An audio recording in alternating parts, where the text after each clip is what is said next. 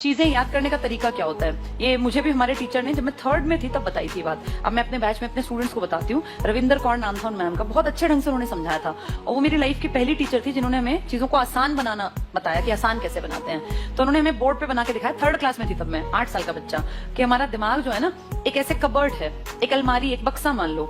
हम सब इस बक्से में, दिमाग में, अलमारी में नॉलेज को, इन्फॉर्मेशन को फिट करते हैं। कुछ लोगों की आदत क्या होती है, अगर हम कबर्ड की बात करें अपने या अलमारी की, कपड़ों की अलमारी की, तो संडे को अपने कपड़े धोए, सारे कपड़े उतारे और इकट्ठे करके ठूस दिए अलमारी में। जब मंडे को उन्हें कहीं जाना होगा तो वो सारे कपड़े दोबारा निकालेंगे, फिर उसमें से एक पेयर ढूंढेंगे और फिर उस पर प्रेस करके बाकी सारे उसमें फिर ठूस देंगे।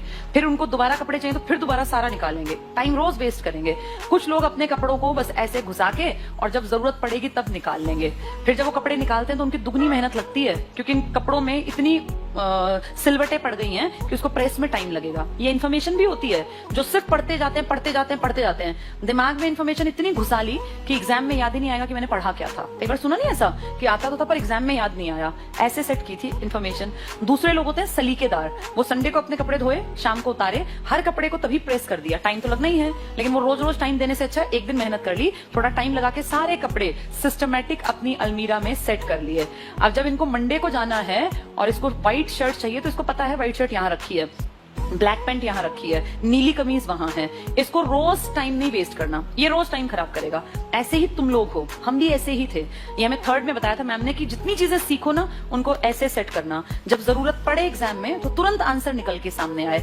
ऐसा ना हो कि मैंने पढ़ तो रखा है यार पर मेरी याद नहीं आ रहा, मुझे याद नहीं आ रहा कि कहाँ था ये, लेकिन मैंने पढ़ा जरूर है। ये इस तरह के लोग होते हैं। जब आपने पढ़ लिया तो ऐसा पढ़ो कि निकला आंसर सामने आ गया। अगर महाराष्ट्र की सीट याद है 48 है तो दूसरा थॉट देना ही नहीं, वहां तुम पढ़ो 42, फिर सोचो पता नहीं थी कि नहीं थी, 48, 49, दिमाग एकदम से बोले महा 48 सीट 4 8। जिस दिन तुम ये सीख गए ना कि आंसर कहाँ है, हर एक ऑप्शन नहीं पढ़ना, मेरी नजर ही आंसर ढूंढ रही है, उस दिन सिलेक्शन होगा। अगर तुम चारों पढ़ के विचार करते हो ना तो अभी बहुत ज्यादा तैयारी की जरूरत है, और अभी तो तुम्हारा वही हालत होगी क्योंकि तुम इनिशियल पर हो। तो ये सिस्टम होता है और ये चीजें कब आती हैं, जब कोई हमें ट्रिक्स बता दे। अब मैंने तुम्हें पूरे देश की 543 सीटों का तरीका बताया, तो इस तरीके में क्या हुआ, चीजें ऐसे बैठ गई दिमाग में। अगर तुमने सुनी होंगी, कोई गारंटी नहीं है मेरी कि तुमने सुनी कि नहीं सुनी, वो तुम्हारी अपनी जिम्मेदारी है।